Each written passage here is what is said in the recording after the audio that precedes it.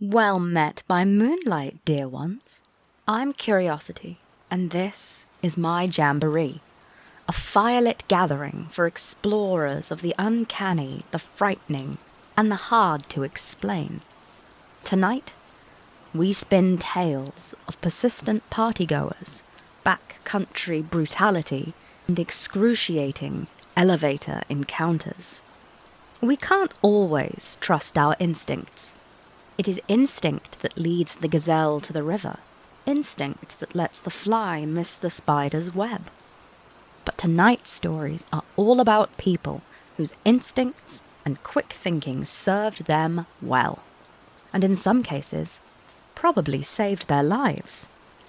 So settle in by the crackling fire, lean in close, make spooky shadow puppets in the wavering light, and let's begin. Our first story is from r/Let's Not Meet, from MysteriousArmoire. At the time of this story, I was 21 and living in a major Midwestern city, attending the university there. Having lived there for only 1 month, I'd witnessed a train stop stabbing, been yelled at by a crackhead, had a homeless guy follow me and threaten to choke me outside the physics building on campus, and watched a 13-car cop raid on a drug house just across the street. The area around the university is known for being rough, and has a notoriously high rate of crime. We would get a few texts a week from the campus police, saying things like, there had been a robbery, a break-in, an assault, stalkings, attempted kidnappings, etc. I always ignored these texts, thinking foolishly that I would never be a victim, because I was smart enough to stay out of trouble, not go out alone late at night, all the cliches. I seriously regret this behavior now, and to anyone listening to this, please never think that you're 100% safe, no matter your level of preparedness. Always do your best to stay observant and careful. The first incident wasn't too unusual. I was just a block or two from my apartment building one day in the early evening. It was still light outside. I was walking my dog, Sesame, a cute Shiba Inu who looks just like a fluffy, goofy puppy. He's never been frightening or particularly protective in his life. As I was heading back home, I passed a small parking lot, and in it, a large van. I could see a man in his early 60s, sitting in the driver's seat smoking a cigarette. He was staring at me. As I passed, he actually leaned out of his car and called out to me, "Hey, you there? That's a cute dog. What's his name?" I should mention this isn't even my first story like this. I have a pretty intense fear of strangers and actually struggle with PTSD from other incidents in my life. Being pretty wary for this reason, I ignored him and just walked faster. I heard a car door shut behind me and turned quickly to see that he'd gotten out of his van and was walking slowly towards me. He called out to me again, "Hey baby, I just want to see your dog, come back." His phrasing pissed me off, and I gripped my dog's leash and started to speed walk away from him, starting to feel nervous. My heart was beginning to pound, but I kept telling myself over and over that I was overreacting, that it was just my paranoia acting up, and there was nothing to worry about. Boy, was I wrong. I managed to turn the corner, and was about to cross the final park before getting to my apartment. In my fear over the van guy, I wasn't paying attention as much as I usually do to what was in front of me. I looked back over my shoulder, and the guy had stopped following me. He was, however, standing in the middle of the sidewalk, with a huge, creepy grin on his face. I whirled back around with my eyes glued to my building. I only needed to walk another half a block and I'd be home. I was gonna get away from him and his creepy van. Just when I thought I was safe, a group of 5 or 6 men came from the side of the park I wasn't watching. They were all tall and intimidating in stature, and all of them were laughing and looking right at me. Out of the corner of my eye, The van guy had started walking towards me as well. I remember he was whistling. I again picked up my pace and desperately searched for my keys in my pocket as I hurried to the door. The group of men then veered towards me, partially cutting me off, and in all my stupid politeness, I stopped. They grinned at me with sick, perverted smiles, obviously checking me out. Looking up and down my body, it made me sick. I tried not to panic and inched closer to my apartment. "Hey, what's your name? Where are you going? What's your Snapchat? Is that your apartment? Can we come over? Do you smoke?" They all barraged me with questions, one after another. I tried to refuse them, stammering, "No, thank you," as I saw the van guy come and join the group, leering at me. While I inched away, they inched closer. One of them then reached out for me, his fingers actually touching my arm.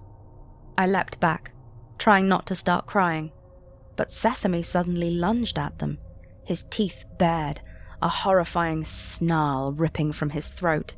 Every bit of cute Sheba personality was gone, and he looked like he wanted to tear one of these guys' throats out. It startled them enough, and I was able to turn and sprint the final distance to my building, locking the door behind me.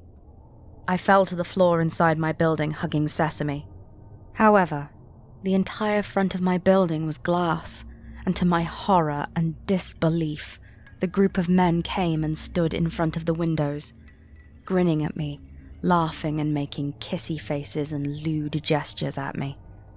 The apartment manager came out and called the cops on them, but they ran away. I made it back home and scrubbed myself in the shower, crying and shaking with fear. Sesame got a special dinner that evening, and I kept telling myself they just wanted to mess with me, and I was never in any real danger. Stupid of me, I know now. About a month later, when I'd finally managed to be able to walk outside my apartment without severe anxiety, I was actually planning on moving a bit farther away from campus. It was still going to be in a sketchy neighborhood, but the thought of those men knowing where I lived kept me up at night. My apartment actually hired a security guard to be there 24/7 after someone had broken into the building, smashed all the windows and destroyed some of the furniture, and stolen a bunch of bikes. Of course, my bike got stolen. Anyways, I was heading home from class, and it was a beautiful day. I actually felt pretty happy for once, and popped my earbuds in on the last few blocks before I got home. Stupid, I know. After a block or so, I started to feel like someone was watching me. My palms started sweating. I glanced behind me, trying not to look obvious, and a tall man was about 20 feet behind me, staring straight at me. I snapped my head back around and ripped out my earbuds. No, I thought. Can't be one of them. I was just jumping to conclusions, given my anxiety disorder and paranoia, surely. There was something familiar about him. My heart started racing as I hoped to God the others weren't waiting for me around the corner of my building, ready to jump me. I walked faster, wishing Sesame was with me. I was too afraid to look back at him as I fumbled with my keys and wrenched the door open as hard as I could. This turned out to be a crucial mistake. As I ran to the elevator, trying to breathe a sigh of relief, I saw with absolute horror that the man had caught the door I had thrown wide open and was slowly coming into the building with me. He paused, standing away from me, but close enough that I could hear his ragged breathing and smell alcohol coming off him. My heart was thudding in my chest now, and I struggled to think clearly. The apartment manager was already home for the day, and I was completely alone in the lobby. There were no other doors out of that room, and the stranger was blocking my way to the door. The security guard supposed to be keeping an eye on the building was nowhere to be seen. The elevator came, and I tried to run into it and slam my hand over the door close button as fast as I could. I pushed my floor button and huddled in the far corner of the elevator. I started once again to try and catch my breath, but right when the door was almost closed, he stuck his hand in. I couldn't believe it. He waited until the door was just about to close, and then he stopped it. He was standing close enough that there was no way that was a mistake. My stomach dropped. and a suffocating sense of dread crept in. I kept my head down as he joined me. My desperate hope that he was just a dirty, drunken resident of the building was dashed when he didn't press any buttons. I don't know why I didn't run out of the elevator or try to leave the building again. I was paralyzed with fear, and all I could do was watch as the door closed and sealed my fate. The elevator was filled with the stench of alcohol and BO. If I wasn't so terrified, I may have gagged. It was nauseating. I couldn't look at him. I couldn't move. I tried to scream at myself in my head, to press the wrong button and try to escape him, but I was completely petrified. He leaned closer to me, and I heard him breathe in deeply and very quietly, sigh, like he was content. I felt tears well in my eyes, and the seconds it took to reach the top floor where I lived felt like hours. I saw no way I could escape the sick, drunk guy who was smelling me. In the reflection of the elevator walls, I could make out his disgusting smile. He was staring directly at me, his hands in his pockets, clearly holding on to something. I'm not religious, but I prayed that I would make it to my door in time. I realized he probably wasn't going to attack me in the elevator. There was a large camera in the ceiling. I looked up at it, feeling a tear spill out of my eye as I did so, hoping that whoever saw the tape eventually would identify this man. The worst part of it all is that I trained in martial arts and self-defense since about 8 years old. I thought of myself as stronger and braver than I was acting. I should have known what to do. I should be strong enough to do it.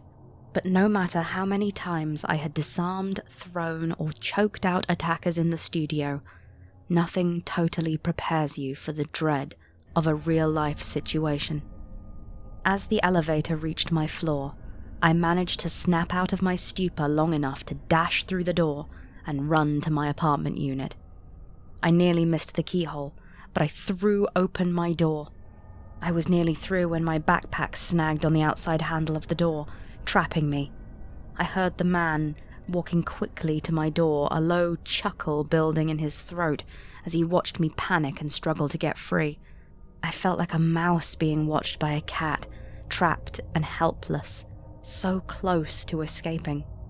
I finally gave up and shoved my arms through the straps, abandoning my backpack. As I did so, the man suddenly reached out for me. I was able to slam the door shut, deadbolting it.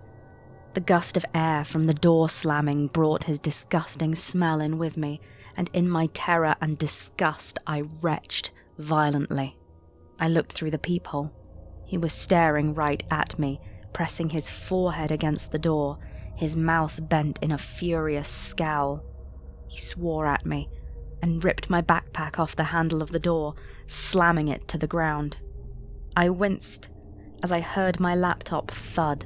I was still too terrified to say anything, but I grabbed the knife I kept by my door in my hand, ready if he tried anything. After a few minutes of staring at my door, jiggling the handle, licking the peephole and making obscene motions at it, he unzipped my backpack, dumping its contents on the floor. He picked up my bag, sniffing it and leering at the peephole as he did, like he knew I was watching him. I couldn't look away, again paralyzed in fear. Finally he left, using the elevator visible from my door like nothing had happened. I continued to stare out of the peephole for what felt like an eternity, and then finally called the apartment manager, feeling my anger sinking in that the security guard hadn't been anywhere in sight, not paying attention. It turns out he'd fallen asleep, eating Taco Bell and watching movies on his phone. He was only 10 feet away from the elevator the entire time, sleeping in the office behind a closed door. They fired him, but the creepy guy was never caught, and neither were any of the others. I don't even know for sure if this man was part of the original group. I was honestly too terrified to look much at their faces during the first incident. I moved out of my apartment a week later, staying with my boyfriend at the time for the remainder of my lease. and keeping Sesame with me at all times when possible. A few more things happened while I was living in that city, from having to call in a gunfight from outside my new apartment window, to having to pick up a friend who was being followed by a van, to having to evacuate during an arson incident. There are nice things about that city too, but during my time there, besides learning the police department was absolutely useless and corrupt, to nearly escaping with my life multiple times, I couldn't be happier to be far, far away from there and doing a lot better with my fear and anxiety. OP, that sounds just absolutely terrifying. It's nice to hear that you're doing better now. Our next story is from an anonymous Reddit user. My boyfriend and I, both 23, recently decided that we wanted to take the new tent we bought on its first trip. The tent was one that hooks up to your car to provide more storage space, and we were excited to try it out. We'd planned a kayaking trip the next day at a kayak rental shop. It was supposed to be a nice, inexpensive, outdoorsy weekend getaway. We tend to book things last minute, so all the state parks and professional campgrounds were full. This led us to a website that is essentially an Airbnb for campsites. The place we chose was a 100-acre property, just 20 minutes south of the kayak shop. Of all the sites in the area, it was described as having working bathrooms, showers, it allowed for campfires, and all the sites were car accessible, important for a car-dependent tent. The site was also the most reviewed in the area, with 3 5-star reviews. The area was very rural, so we didn't think much about the low number of reviews for any of the campsites. The renter was Mary, who only ever texted us updates, but seemed sweet. We started our 2-hour drive a bit later than anticipated, which put us behind the 11 a.m. time we'd originally informed the host, but we tried to keep her updated with the new schedule. She just told us to let her know when we arrive at the address she sent us. We arrive at the address and are greeted with the barn from the pictures. It had string lights all over it, seemed fairly new, and just gave a nice feel to it. We sit in the car for a minute and struggle with cell service to text the host to let her know we had arrived. 10 minutes later, after our text sends, a sweaty man who appears to be in his 60s pulls up in an ATV. He lets us know he is the father-in-law to Mary, and she is busy taking care of the seasonal harvest, and sent him instead. He lets us know we can take the car anywhere on the property, and offers to show us around in the ATV. My boyfriend, visibly uncomfortable, declines the offer, and asks a few more questions, about the woods and how far into them we are allowed to take the car, anywhere.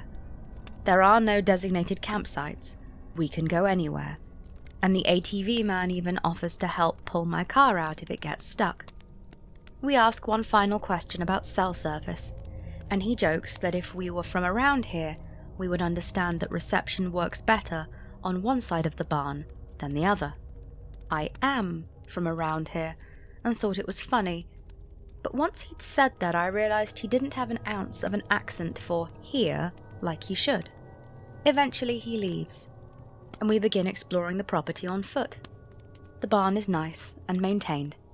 It was fully lit in the middle of the day with the string lights decorating the interior too. It is insulated and has working kitchen. The only warning we got was to not drink the water. It seemed like a place that would host small 50-guest weddings. We walked past a shed out behind the barn to get to the trails that ran through the woods. After going through a hike that my car would never have survived, we decided it might be best just to camp by a small creek, and we chose a spot on the side opposite the barn. We were still within walking distance, but we used my car as a buffer to feel a bit more isolated. We chose our spot, and then go into the main town to eat and walk around. We message Mary about the fire policy, and she tells us that they will deliver a fire ring to the barn for us to take to camp. We arrive back at the barn about an hour and a half from nighttime. We drive by the barn, and the lights had been turned off. We assumed it was on a timer as to not waste energy or money. We also noticed the fire ring had not yet been delivered. We start the grueling 30-minute setup in the sticky heat and reward ourselves with a sit in the air-conditioned car. We notice it looks like it's about to rain, so my boyfriend and I pull out a card game and wait for it to pass in the car. It only lasted about 10 minutes, but the sun is starting to set. The tent held up nicely, so we felt okay leaving it for a second. Needing to use the bathroom, we start walking to the barn. As we cross the creek, we hear what sounds to be like someone in the shed moving things around. A bit unsettling, but I tell my boyfriend that maybe they used equipment today, and it's just sitting in there making the cracking, cool-off noise that it does sometimes. We get to the barn, and the lights are still off, but the firing is there. We go in and check to make sure the power is off and not just the lights outside. None of the light switches work, so we assume the power is cut. Again, maybe it's just on a timer, no worries. We step out of the barn and get 10 feet away, and we hear a hum in the distance to the opposite side of the shed. The power to the barn is restored. We change direction to use the bathroom. As soon as we step inside, the power cuts. I start to get a weird feeling, and I can tell he has it too. I look to my boyfriend and say, maybe they're just watching us? I immediately follow it up with, no, that's a lot worse. We walk back outside and the lights turn on. My boyfriend says that we need to leave, and I have the same gut-wrenching primal fear. We put the ring back in the barn, since we'd moved it 10 feet, and the barn lights start flickering. We briskly walk back to the car.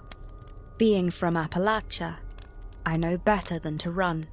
The 30-minute setup was torn down and packed up in 5 minutes, and we jump in the car and lock it. I managed to get my car going, thanking God that the rain did not get my car stuck. We start toward the driveway, and just as we made it to the road, my boyfriend looks back and sees a man standing by the shed, watching us.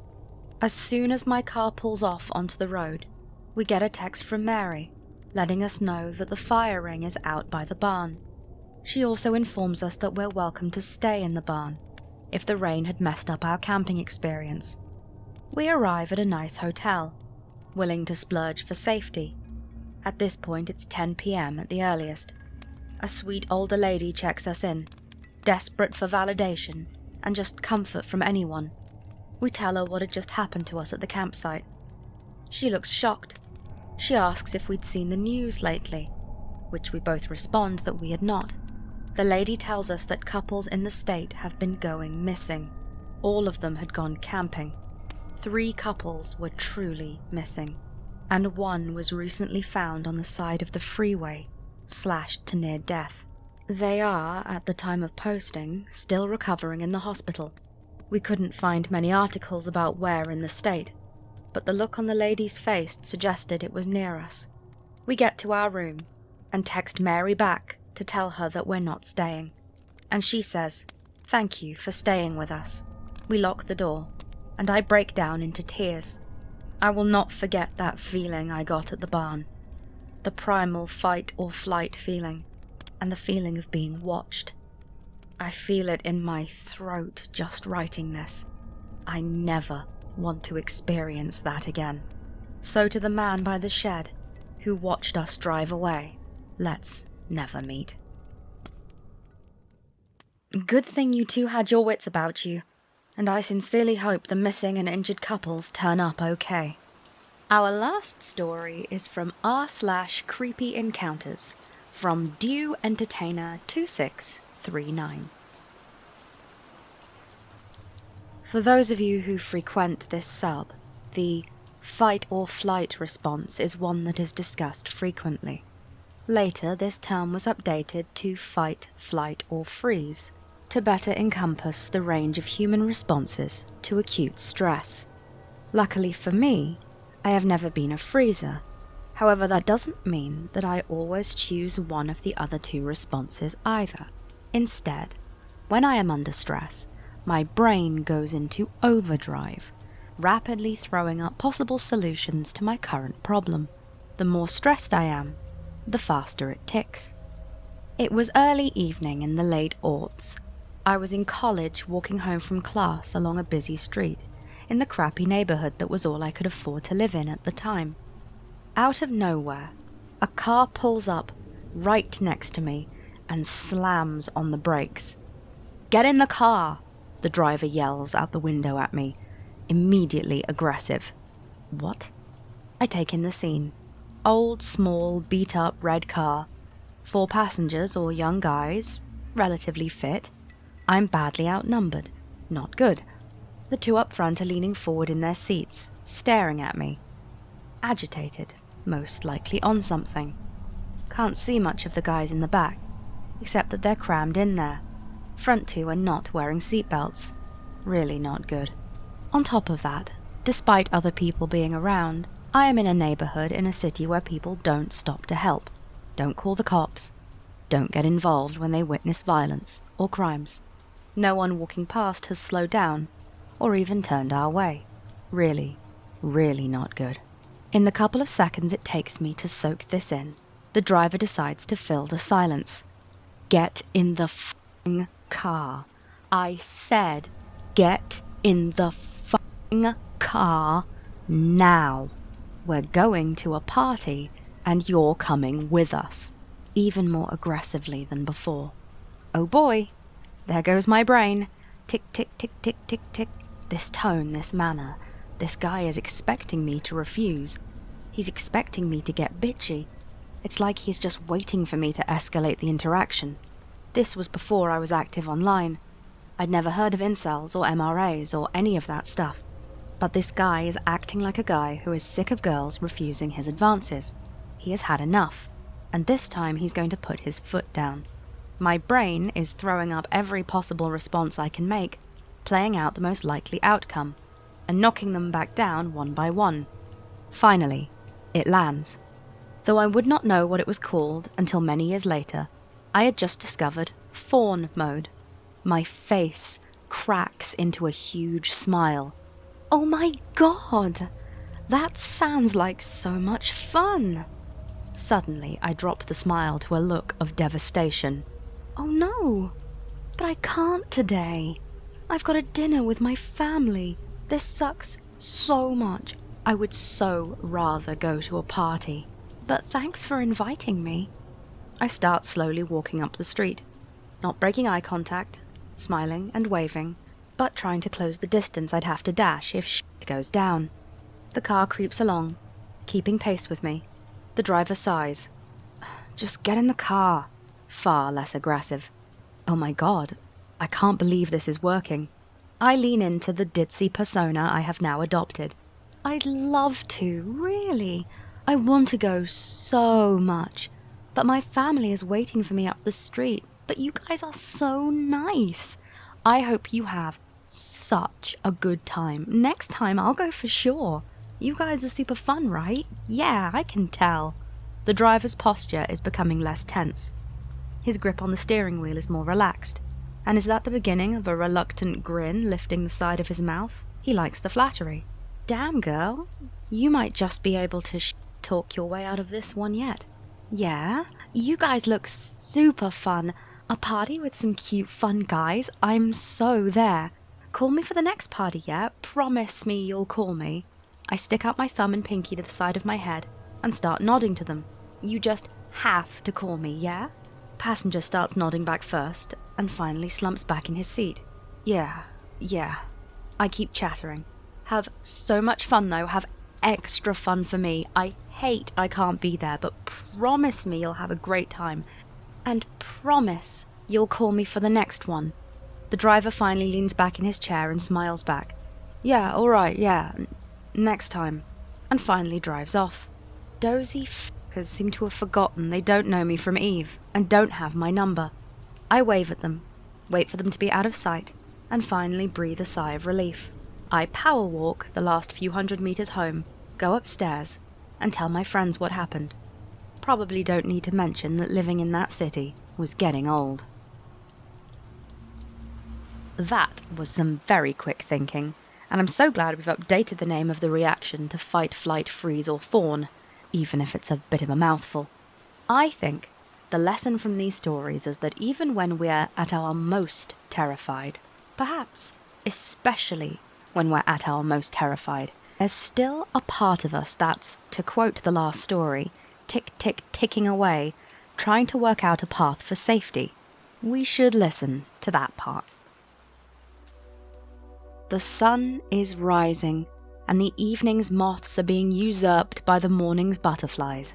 The jamboree is at an end once more. My thanks to everyone who sent in stories or gave me permission to narrate theirs. Remember, I upload new stories on Mondays and Fridays, so be sure to subscribe and click the bell icon so you don't miss out.